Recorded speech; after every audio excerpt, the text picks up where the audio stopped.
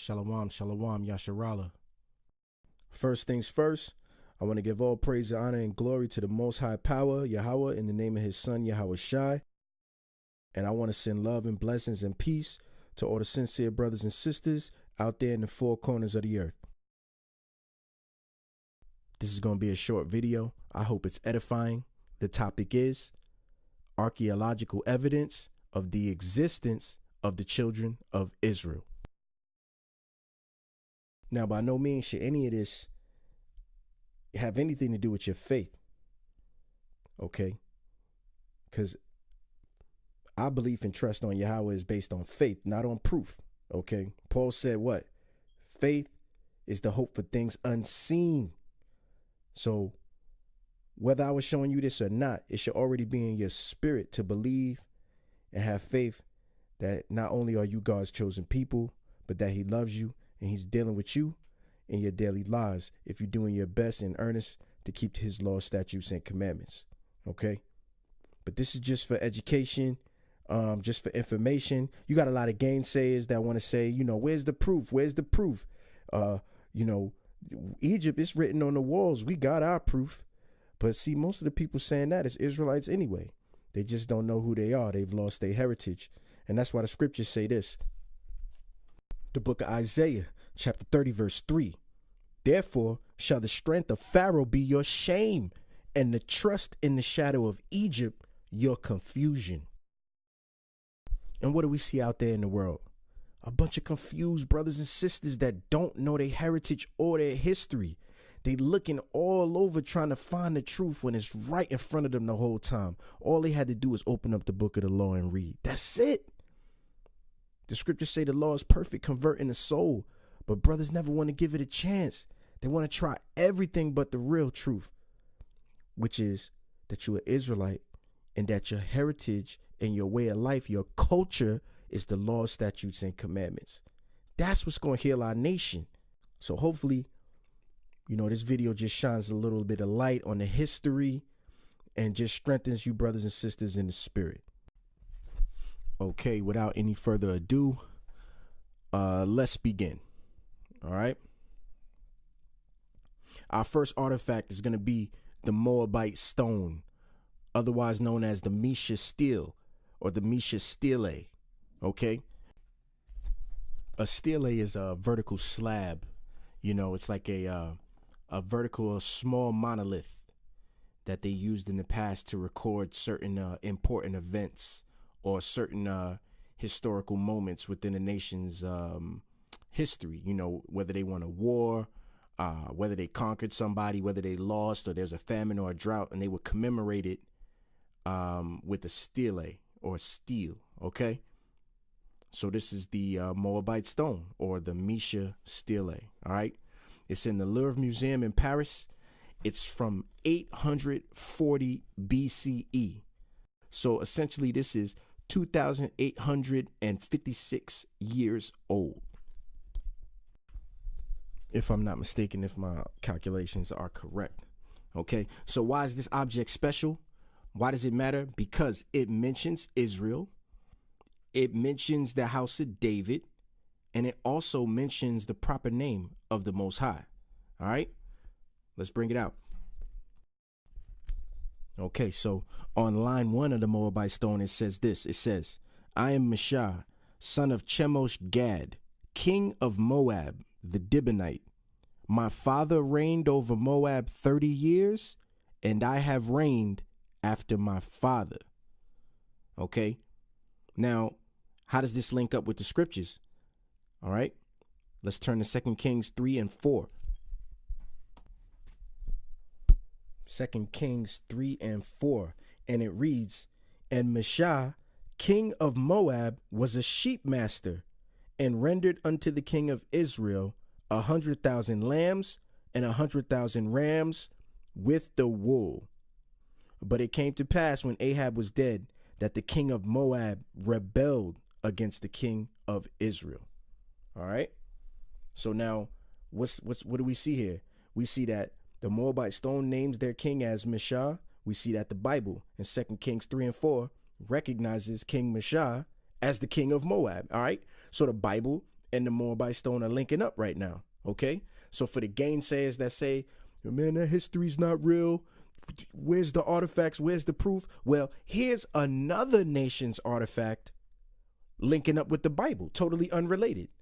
So as far as comparative research goes, this is a primary source to back up the existence of the reign of King Jehoram, because Jehoram was king.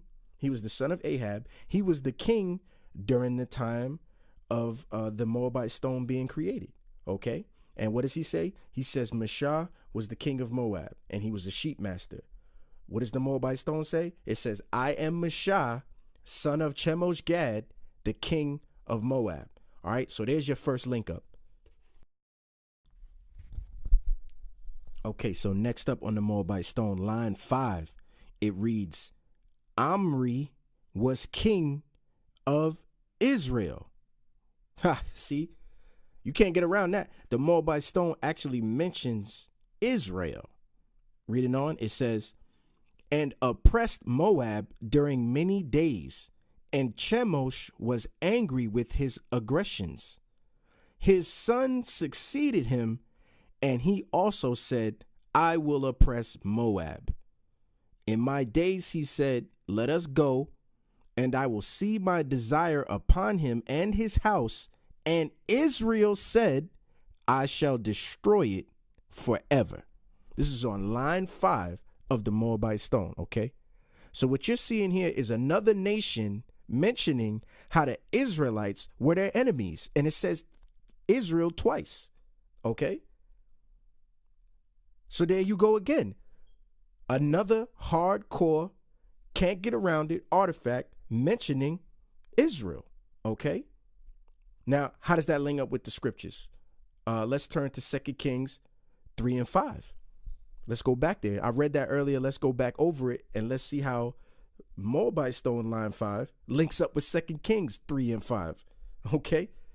Most High is amazing. You see how that worked out? Watch this. 2 Kings 3 and 5. Okay? But it came to pass when Ahab was dead that the king of Moab rebelled against the king of Israel.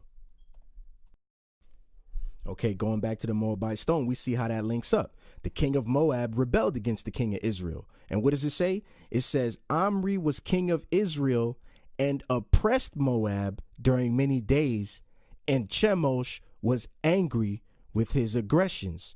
How was he angry with his aggressions? He rebelled. Okay, so there you go. The Moabite stone again is reading synonymous, almost line for line with the Holy Bible. Okay, there's no getting around that. All right. And I got one more thing to show you from this artifact. Actually, a couple more things, okay? Before we move on to the next one, all right? This one has a lot of info on it. And, I mean, just right here alone, you got to acknowledge the children of Israel, because the Moabite stone right here, okay, is verifying not only the aggression between the Moabites, enemies of Israel, but they're verifying each other in the same time period, okay? That's convergent history and comparative research, all right? Let's go to line 18 of the Moabite stone. Look what it says here. It says, and I took from it the vessels of Yahweh. Yes, the Moabite stone uses the proper name of the Most High God and acknowledges him as the God of Israel, okay? Because you see here they're gloating for taking some of the vessels, okay, from, our temples.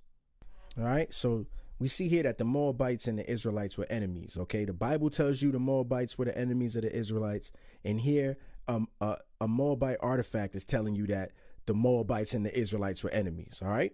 Let's move on to one more. I found another line that links up with the Bible, and I just want to bring that out really quick. It's Moabite stone line 25 and 26, and it says, make you every man a well in his house.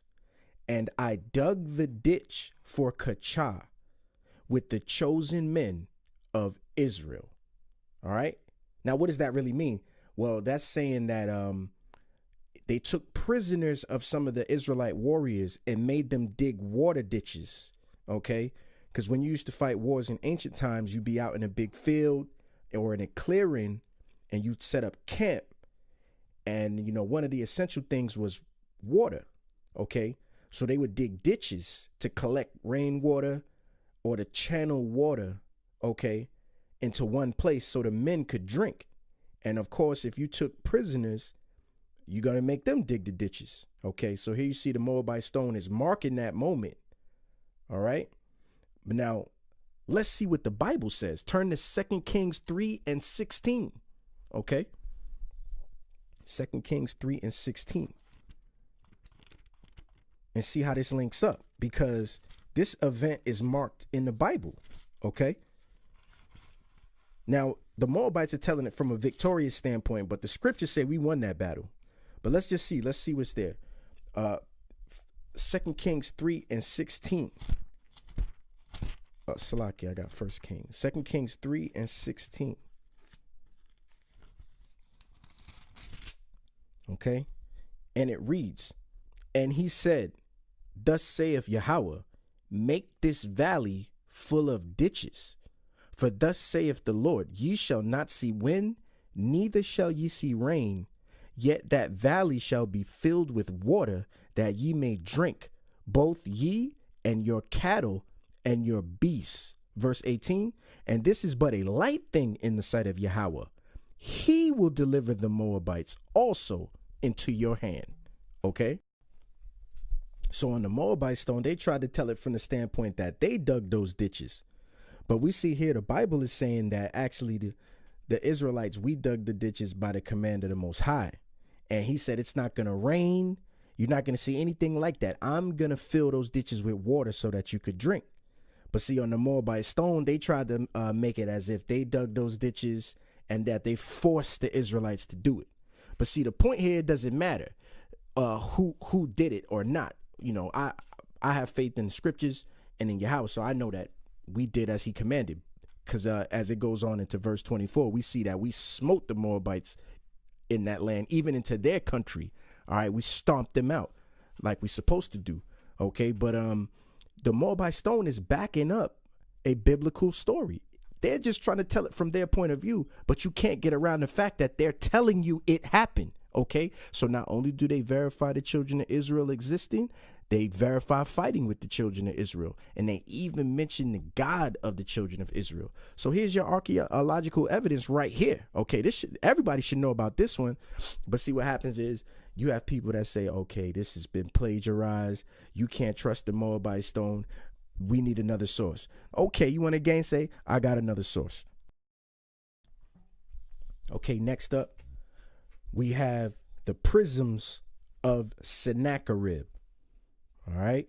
Who's Sennacherib? Sennacherib was the king of Assyria, another enemy of the kingdom of Israel. And he was around during the reign of King Hezekiah. King Hezekiah was one of the, the righteous kings of Israel after Solomon. He was one of the righteous kings. Okay. The Sennacherib prisms are from 689 BC. That's 2,705 years ago. Okay. Ancient artifact. Everybody knows who King Sennacherib is. He was a real person in history. And, there's lots of archaeology that point to him. All right. The Sennacherib prisms are in 3 places because it's 3 of these things. All right. And they're in 3 places. One is in the British Museum. One is in the Oriental Institute of Chicago. And one is in the Israel Museum of Israel. All right. Why is this important? Because it mentions Judah and it also mentions King Hezekiah. Okay. All right. Let's see how. All right. On the Sennacherib prism, you're going to find a big block of text that mentions all these things in basically one large paragraph. I've compiled it here and let's see what it says. All right. This is off of the Sennacherib's prism. Okay. It says, as for the king of Judah, Hezekiah, who had not submitted to my yoke, I besieged and captured 46 of his fortified cities. All right. So we're looking at artifacts from enemies of Israel bragging about their exploits in fighting with us. Okay. For somebody to say the Israelites never existed, you're ignoring these things. You got to be ignoring these things. All right. You just choosing to be ignorant. All right. You want to be wise to do evil, but to do good, you have no knowledge. You're just ignoring this. All right. Let's read it again. It says, as for the king of Judah, Hezekiah, who had not submitted to my yoke, I besieged and captured 46 of his fortified cities. Well, let's read the Bible and see if that account is in the Bible. Okay, let's see. Turn to Isaiah chapter 36 and verse 1. Okay, Isaiah 36 and 1. Let's see what it says here. It says, now it came to pass in the 14th year of King Hezekiah that Sennacherib, the king of Assyria, came up against all the defenced cities of Judah and took them. Okay, so the Bible is admitting that Sennacherib captured some of their cities, right? And Sennacherib is made a monument to himself because he was proud of himself, because that's an achievement. All right. We're one of the greatest fighting nations in history. All right. Because we had the Most High behind us. You get straight stomped out. But, we went off and we lost some of that protection. And as we know today, our kingdom fell. All right. So these nations are gloating about it. What is he saying? He's saying he took 46 cities. All right. What does the Bible say? It says Sennacherib came up and he took cities. He came up against all the defense cities of Judah and took them. All right. It's admitted. All right. And you can link that up with 2 Kings 8 and 13. It basically says the same exact thing. All right. Because Isaiah was the prophet during that time. Okay. So here we have it again. Okay. Convergent history. Here's another artifact backing up the existence of the children of Israel. Okay. Even the name of the king at the time. All right. And the Bible says the same thing verbatim, basically. So doubting these scriptures, but you want to believe archaeological finds. Well, if you believe archaeological finds, you got to believe these scriptures because they say the same thing. All right. You're getting less and less place to run around. All right. The Bible is the one true book. It's a book of history, laws. OK, history and laws. All right. All that gainsaying's got to stop. Okay, back to this prism. All right. Reading down a little bit. It says what? It says, I shut him up, talking about Hezekiah, like a caged bird in his royal city of Jerusalem. I then constructed a series of fortresses around him and did not allow anyone to come out of the city gates. All right. So what do we have here? All right. We know the Bible says that 185,000 of Sennacherib's men died. Okay. Overnight. They just was dead. The angel of the Lord came and put them all to death. All right. Sennacherib don't mention that. Why would he? All right. But you know what he does admit? He admit that Hezekiah was fenced into his stronghold and he couldn't really get inside. All right. The Bible says the same exact thing. And the Bible also tells you how Sennacherib died. All right. But that's a story for another day.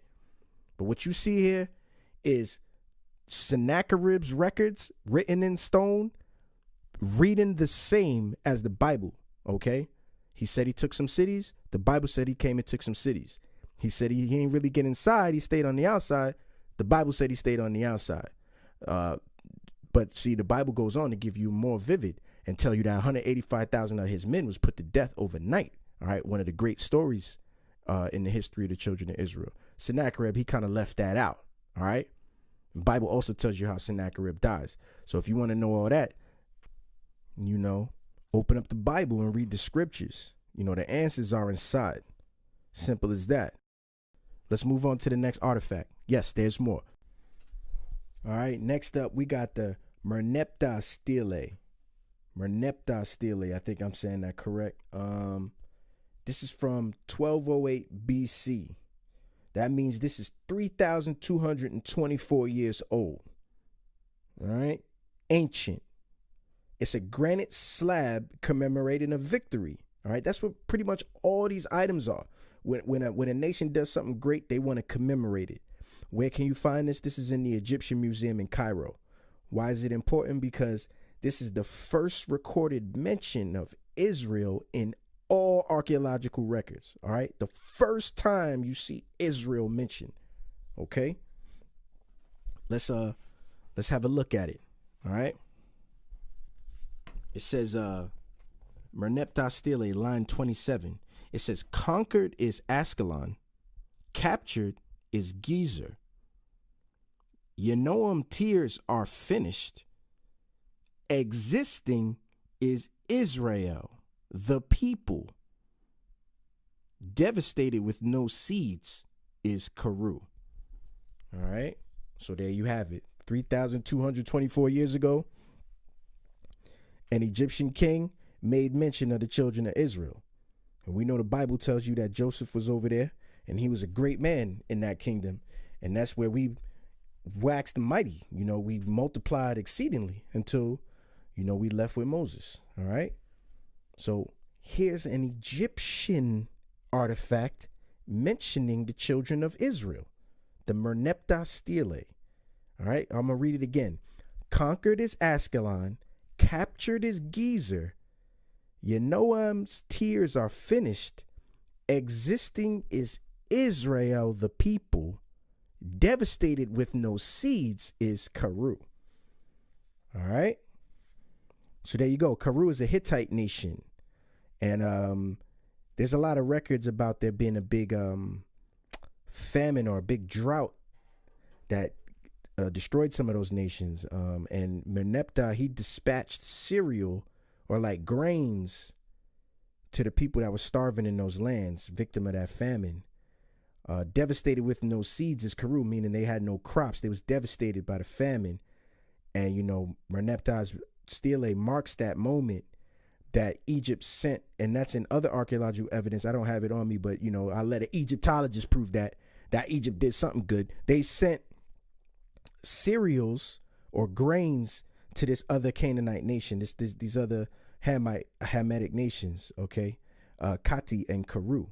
But you see here, it tells you that the children of Israel are existing. And why would they make mention of that? Because we left and they came back into contact with us. Like, yo, the Israelites is out there doing their thing, man. The Most High is still blessing those people, man.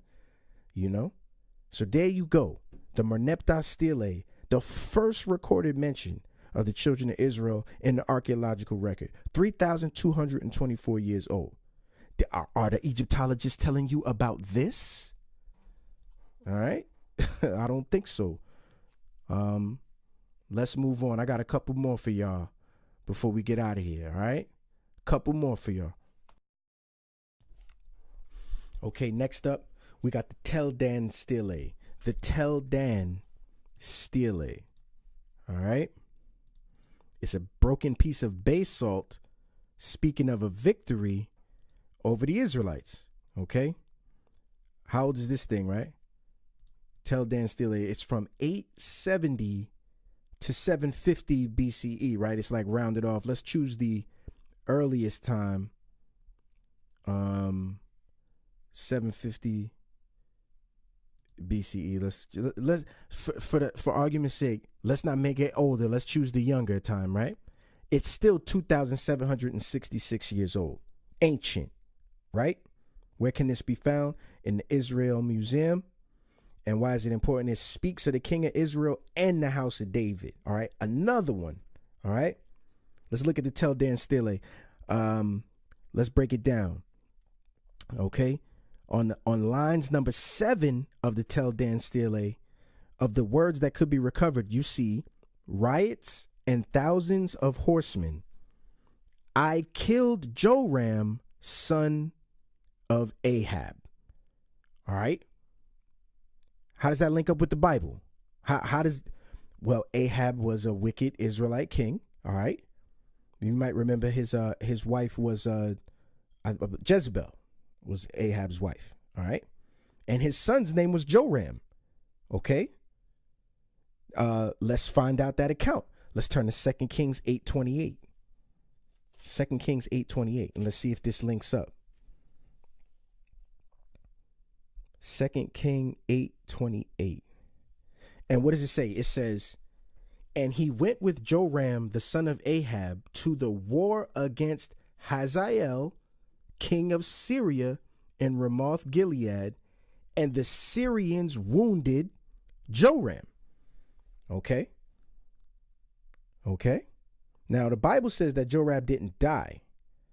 But if you think about it now, he had to retreat. It says, and the king Joram went back to be healed in Jezreel of the wounds which the Syrians had given him at Ramah when he fought against Hazael, king of Syria. All right. So what happened there? Imagine the battle. You wounded the guy. He's an important man in the army. He's the king's son, right? You wounded him. He fled. He retreated. Okay. You're going to come back and you're going to tell all your people, yo, we killed the king's son. They took his body back. We seen it, right? So let's read it again. Riots and thousands of horsemen, speaking of the skirmish, I killed Joram, son of Ahab. Okay? And who are we talking about right now? We're talking about the Teledan Stele. Salaki, I didn't mention it before, but this is made for a man called Hazael of Aram Damascus. Okay, and what did you see in 2 Kings 8:28? Joram, the son of Ahab, went to war against Hazael, the king of Syria, in Ramoth Gilead. Okay, so we're talking about the same person here. I mean, you can't get around that. Let's read on. Line number 8. It says, King of Israel, and I killed Ahaziah, son of Jehoramkin. Okay. Then some of the pieces are broken. King of the house of David, and I set their towns into ruins and turned their land into desolation. So a stele is obviously a monument to a victory in a war. Hazael is telling it from his side, saying that he won, saying that he killed some of the people in Israel, some of the mighty men. Let's see what the Bible says. 2 Kings 9:28. I read some of it earlier, but let's bring back the emphasis. If you look at the latter part, it says, and Ahaziah, the son of Jehoram, king of Judah, went down to see Joram, the son of Ahab, in Jezreel because he was sick. See, now the Bible doesn't mention Ahaziah being killed, but what is the Teledan Stele? It mentions his name. It says, and I killed Ahaziahu. So they pronounced it differently. Son of Jehoram, kin. You know, they spoke a different language. So names don't translate the same, right? Names don't translate the same. You want to say names in their original language to get them right. Just Israel know what I'm talking about. You all right? You know, we like to say the name of the Lord in Hebrew, you know, out of respect and reverence and being earnest. All right, but that's the story for another day. But yeah, man, you see it right here. Okay. The Teledan Stele is making mention of all these Israelite kings. It's saying they killed them. The Bible doesn't back that up. Like I said, I roll with the scriptures. Okay. None of these shall fail. I roll with the scriptures. But here's another nation mentioning the children of Israel by name. They're kings. Okay. So you can't gainsay and say, no, oh, them kings never existed. That never happened. Look, here's another nation 2,766 years ago telling you it happened. All right. From their side of the story, so be it. All right. You still can't deny the history. And I got another one. Let's keep it moving.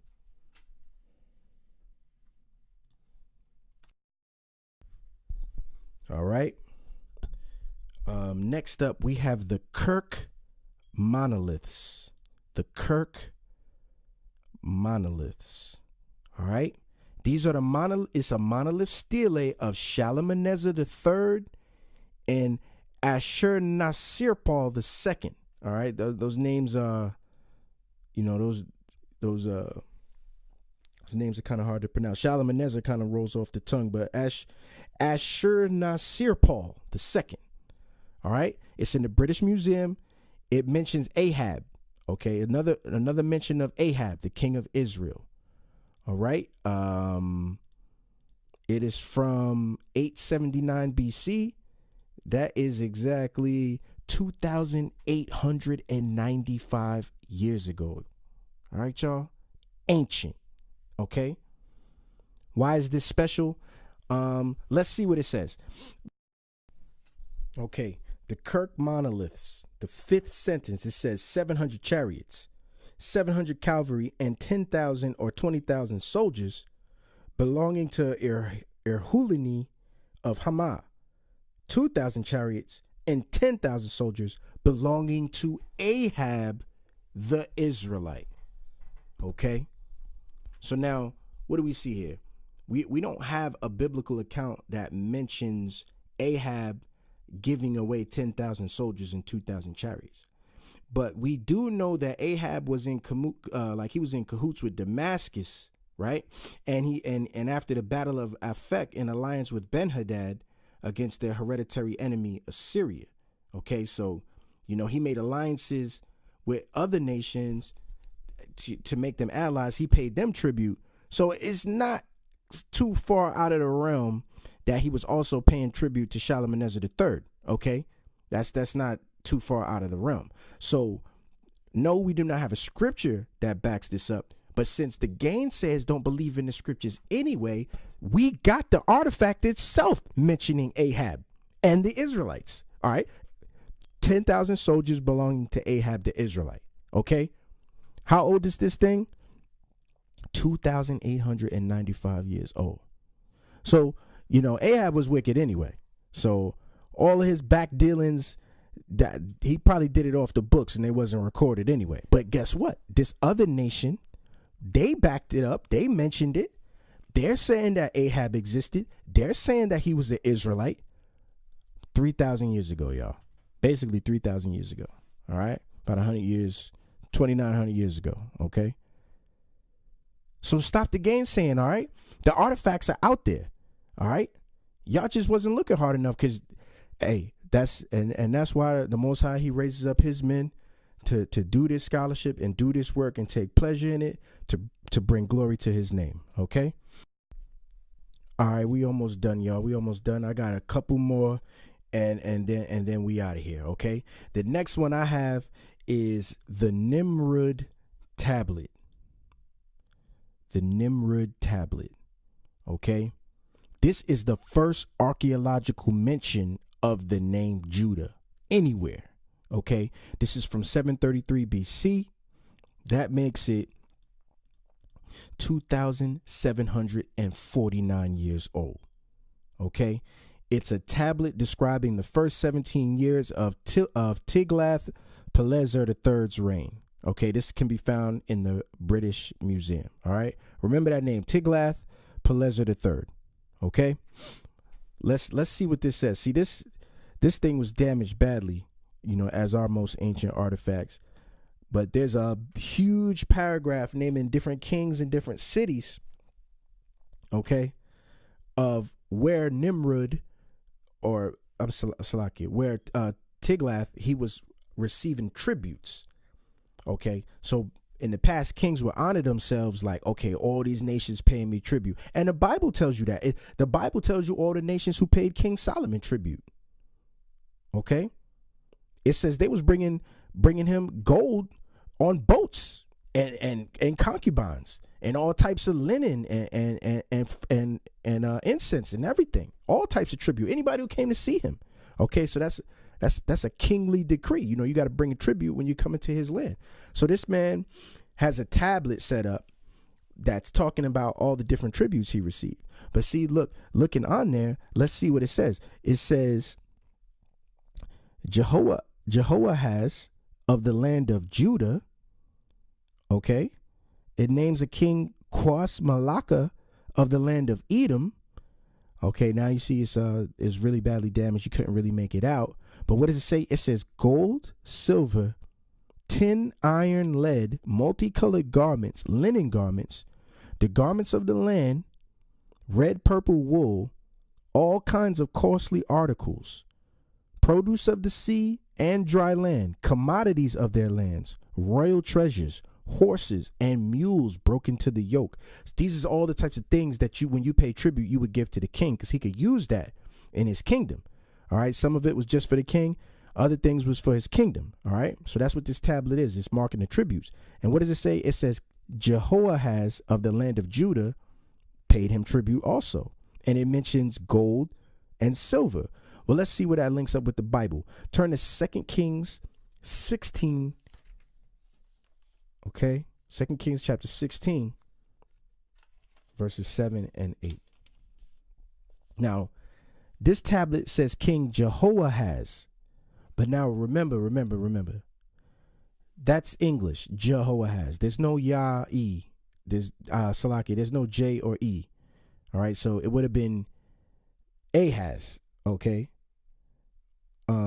But they put the Jeho in front. Why? Because they knew the God of the children of Israel. It's Yahweh. All right. So in English, they transliterated to Jehoahaz, but it's really Yahwehaz if they was trying to say it properly to the best of their ability. So it would be